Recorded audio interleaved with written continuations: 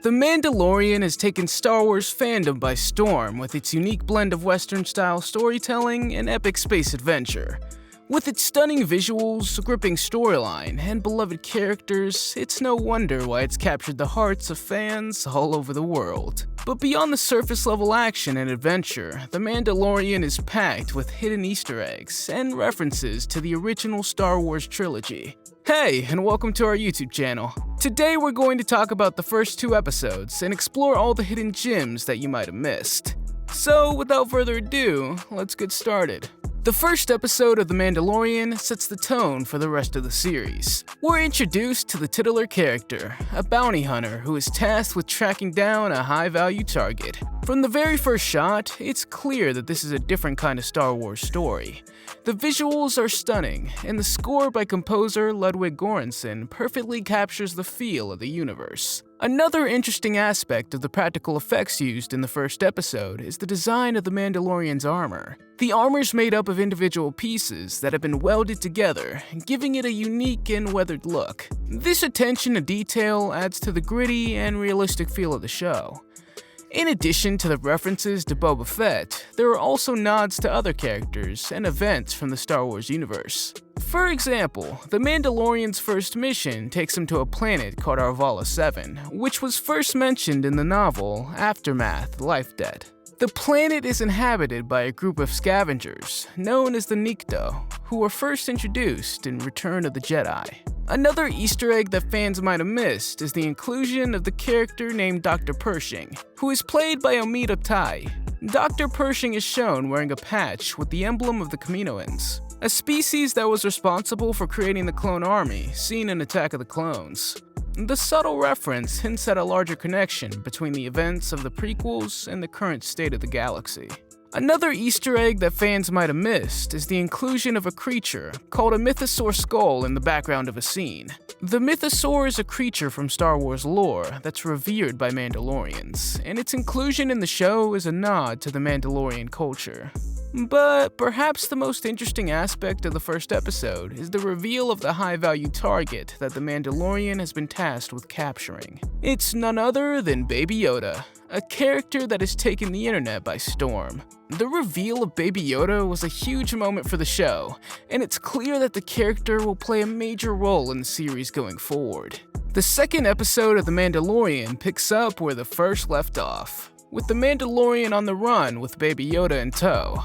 The episode has a more lighthearted tone than the first, with the Mandalorian encountering a group of Jawas who have stolen parts from his ship.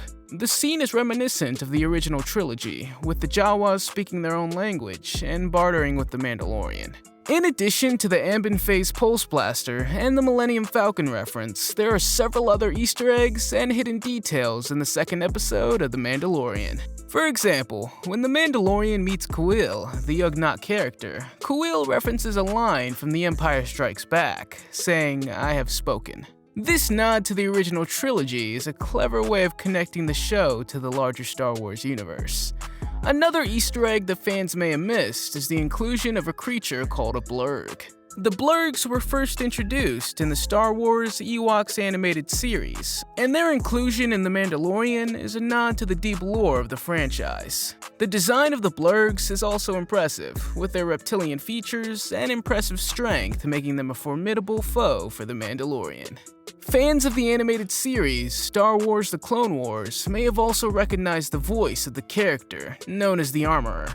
They're voiced by Emily Swallow, who also voiced the character of Duchess Satine Kryze in The Clone Wars. This subtle connection to the animated series adds another layer of depth to the character, and it's clear that the showrunners are paying attention to the details. But perhaps the most interesting aspect of the second episode is the introduction of a new character, Kuiil, voiced by Nick Nolte. Kuiil is an Ugnaught, a species that was first introduced in The Empire Strikes Back. Kuiil serves as a guide and mentor to the Mandalorian, and he helps him navigate the dangerous world that they find themselves in. Kuiil is also responsible for teaching the Mandalorian how to ride a blurg, a creature that's native to the planet they're on.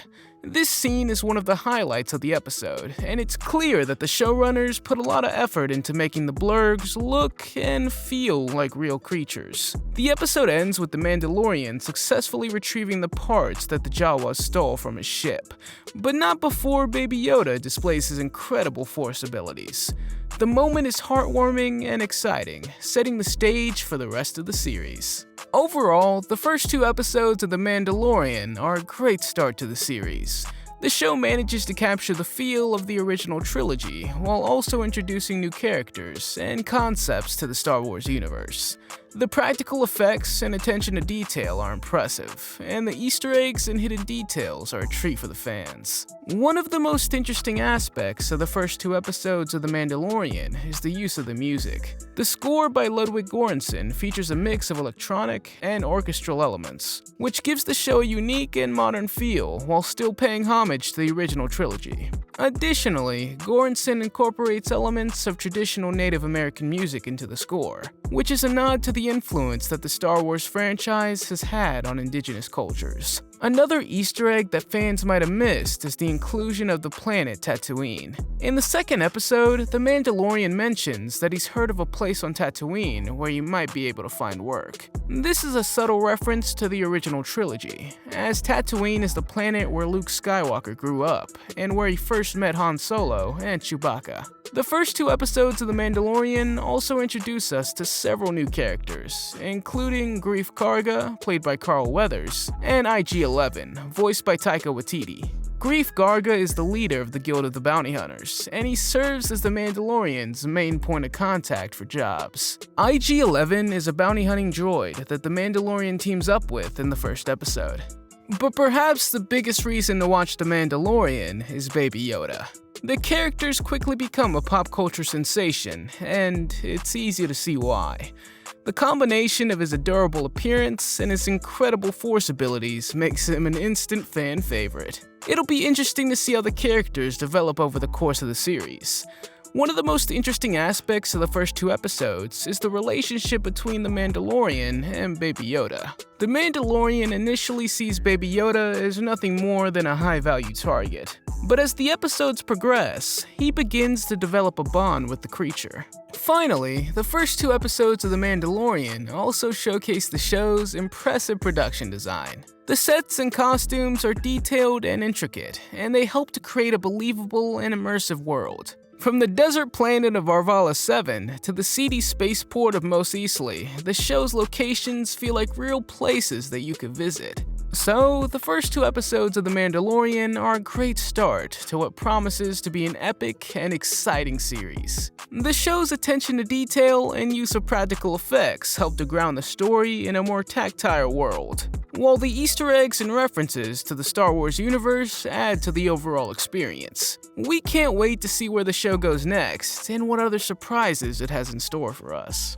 So, that's a wrap for the video. I hope you like it. If you did, please give it a thumbs up, and don't forget to subscribe. Thanks for watching, see you next time.